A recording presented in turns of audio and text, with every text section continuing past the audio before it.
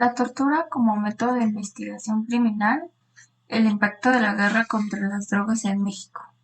Este artículo demuestra que una de las consecuencias de dicha guerra ha sido solo el incremento de la práctica de la tortura en los procesos penales. La estrategia de seguridad del presidente fue una percepción como de amenaza por parte del crimen organizado. El gobierno federal centró su lucha contra el crimen en el uso de la fuerza sin imponer el contrapeso por parte del sistema de justicia. La tortura como consecuencia del inicio de la guerra contra las drogas.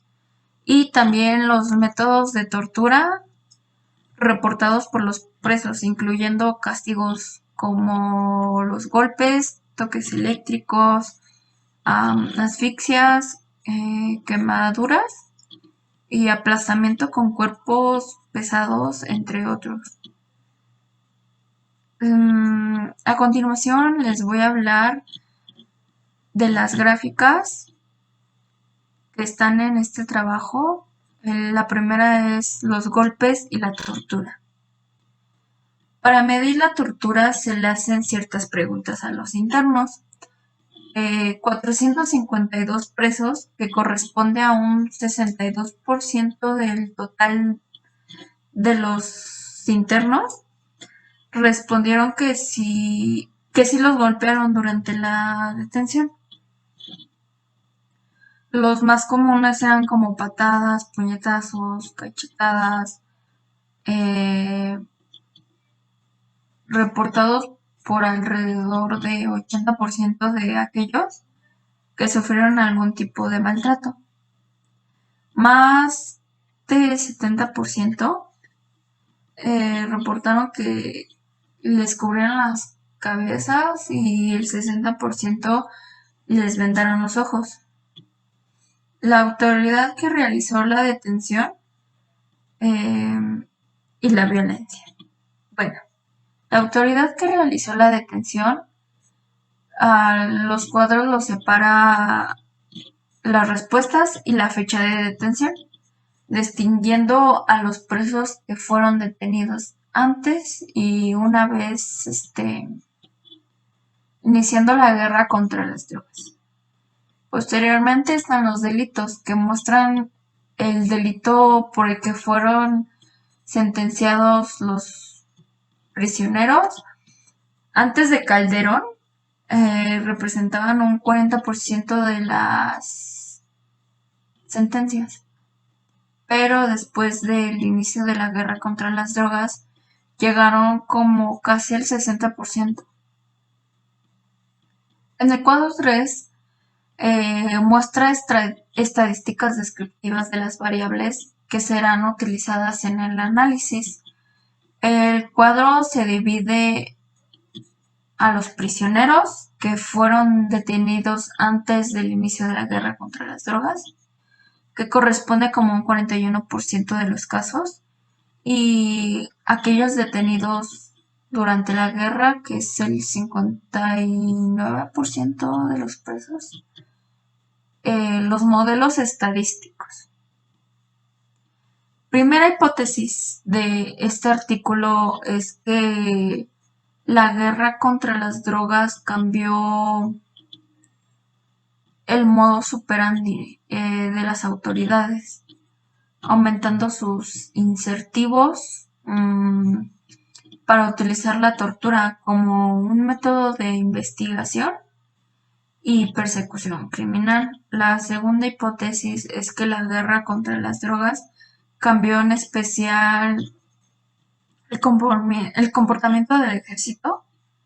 Y la tercera hipótesis es que después de iniciarse la guerra contra las drogas,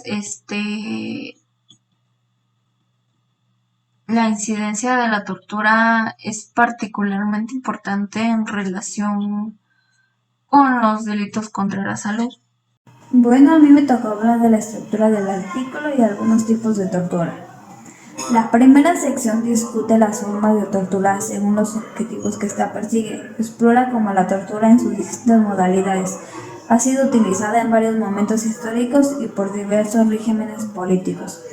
La segunda sección discute las raíces institucionales de la tortura de México. La tortura para extraer la confesión en los juicios penales se convirtió en una práctica institucional a pesar de su prohibición en la Constitución y el principio de presunción de inocencia, ya que la jurisprudencia establecía que la confesión que se rendía ante la policía y el Ministerio Público siempre tenía valor probatorio sin importar que existieran indicios de que el detenido había sido golpeado, asfixiado, violentado con toques eléctricos o sometido a una detención prolongada. La tercera sección presenta el análisis estadístico de la encuesta de internos sentenciados. La tortura como consecuencia de indicios de la guerra contra las drogas. Los métodos de tortura reportados por los presos incluyen castigos como golpes, toques eléctricos, asfixia, aislamiento, quemaduras y aplastamiento con cuerpos pesados, entre otros. La tortura en perspectiva comparada.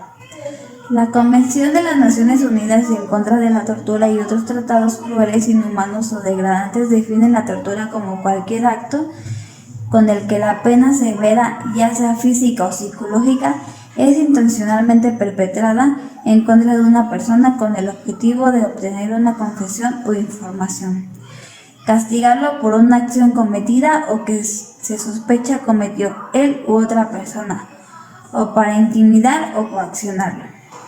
Según esta definición, la tortura tiene tres elementos. A.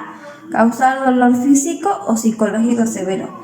B. Con el objetivo de obtener información, castigarlo e intimidar a la víctima o a una tercera persona. C.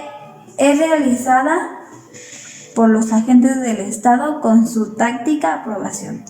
La tortura así definida involucra directamente actividades de los agentes del Estado, pero también abusos por parte de otros actores con la colaboración del Estado. La tortura como forma de castigo. En el siglo XIX se basaron en estos principios y por ello la tortura fue utilizada en forma generalizada como un método de castigo, aunque en la actualidad hay principios similares a la ley de talión. Según en el vigor, en muchos ordenamientos las constituciones democráticas prohíben castigos crueles e inhumanos. Si bien en México están prohibidos los castigos crueles e inhumanos, en la Constitución y las leyes cabe mencionar que si existen un número prácticas ilegales en las prisiones, golpes, aislamientos, racionamiento de agua y comida, violación sexual, exposición al frío o al calor extremo, y otras formas de tortura físicas, psicológicas que se implementan en la forma cotidiana. Tortura para perseguir a los enemigos políticos, étnicos o religiosos. Otro tipo de tortura es aterrorizar a los enemigos, ya sea definidos en términos políticos o religiosos o étnicos. Tortura para extraer la información en los juicios penales. Extraer la información durante los procesos penales fue durante la Edad Media, cuando la tortura se convirtió en una práctica generalizada en los procesos legales. La confesión servía como reina de las pruebas, lo cual llevó a utilizar la tortura en forma sistemática como método. Tortura como forma de inteligencia. Utilizada como una técnica para extraer la información de personas capturadas que se rehúsa a hablar o se distingue de la tortura para extraer la confesión, que busca ratificar hechos ya sucedidos porque busca obtener información que mira hacia el futuro.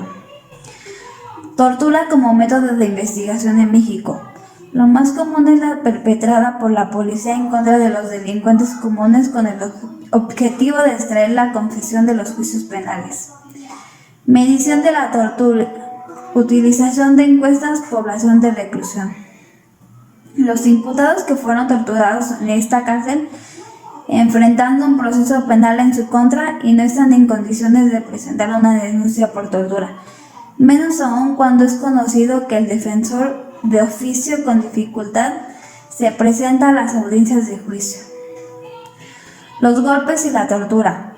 Para medir la tortura utilizamos las siguientes preguntas. La encuesta pregunta a los presos si durante su detención fueron golpeados. Aquellos que respondieron que sí, se les preguntaba qué tipo de golpes les dieron. La encuesta enumera tales como cachetadas, patadas, asfixia, quemaduras, etc. 452 presos, que corresponden a 62% en total de los internos, respondieron que sí, los golpearon durante la detención. En la siguiente gráfica se puede observar el tipo de violencia sufrida por los 452 presos que dijeron que sí habían sido golpeados. Los maltratados más comunes son patadas, puñetazos y cachetadas, reportados alrededor de 80%. De aquellos que sufrieron algún tipo de maltrato, más de 70%. Reporta que le cubrieron la cabeza y más de 60% que le vendaron los ojos. Los golpes y la tortura. Algunas fuentes dicen que el 50% del total de los internos, 365 de los 726, reporta haber sufrido al menos un tipo de violencia que puede referir como un acto de tortura, con la intención de obtener una confesión coaccionada y obtener una confesión